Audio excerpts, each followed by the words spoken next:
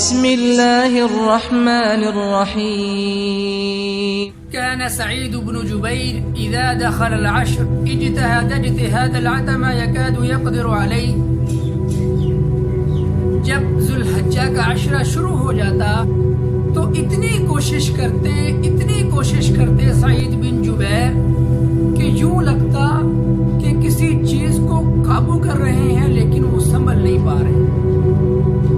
آپ ان دنوں میں اللہ کا کثرت سے ذکر کیجئے، کثرت سے اذکار کیجئے، اللہ کو ہر وقت یاد رکھیے. آج کل تو تمنا ہی رہ گئی ہے کہ ہم اللہ کی راہ میں ایک غلام آزاد کروائیں. لیکن حدیث کیا کہتی ہے؟ حدیث یہ کہتی ہے کہ کوئی شخص چاہے وہ امیر ہے، چاہے وہ غریب ہے، چاہے وہ چھوٹا ہے، چاہے وہ بڑا ہے، اگر ایک دن میں 100 دفعہ سبحان اللہ کہہ دیتا ہے تو اللہ رب العزت اسے اللہ کی رضا میں 100 غلام آزاد کروانے کا اجر و ثواب عطا کر دیتے ہیں. کتنی پیاری حدیث ہے، کتنے پیارے کلمات ہیں. اور آگے جو ایک چھوٹا سا کلمہ ہے الحمدللہ. حدیث کیا کہتی ہے؟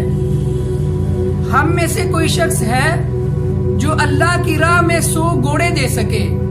حدیث کہتی ہے کہ جو شخص ایک دن میں الحمدللہ 100 دفعہ کہہ دیتا ہے، اللہ رب العزت اسے اللہ کی راہ میں میدان جہاد کے لیے 100 گھوڑے وقف کرنے کا ثواب عطا کر دیتے ہیں.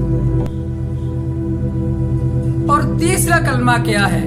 حدیث مبارکہ کہتی ہے کہ جو شخص اللہ کی راہ میں یہ چاہتا ہے کہ میں 100 اونٹ ساز و سامان سے لدے ہوئے اللہ کی راہ میں خرچ کروں.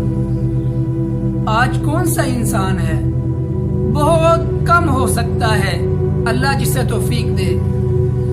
لیکن حدیث مبارکہ کہتی ہے کہ جو شخص یہ چاہتا ہے میں ہر روز اللہ رب العزت کی راہ میں میدان کارزار کے لیے، میدان جہاد کے لیے 100 اونٹ وقف کروں، حدیث کہتی ہے وہ اللہ اکبر 100 دفعہ کہہ دے، اللہ رب العزت اسے اپنی راہ میں 100 اونٹ خرچ کرنے کا ثواب عطا کر دیتا ہے. تو اس سے اور بڑے کلمات کیا ہو سکتے ہیں؟ اتنی فضیلت، اتنی اہمیت، ان کلمات کا اتنا مقام، اللہ اکبر. اور اس حدیث کے آخر میں حدیث مبارکہ کہتی ہے جو شخص ایک دن میں لا الہ الا اللہ 100 دفعہ کہہ دیتا ہے، اللہ رب العزت اس کے لیے زمین و آسمان کا خلا نیکیوں سے بھر دیتا ہے. تو حضرات، تکبیریں کون سی ہیں؟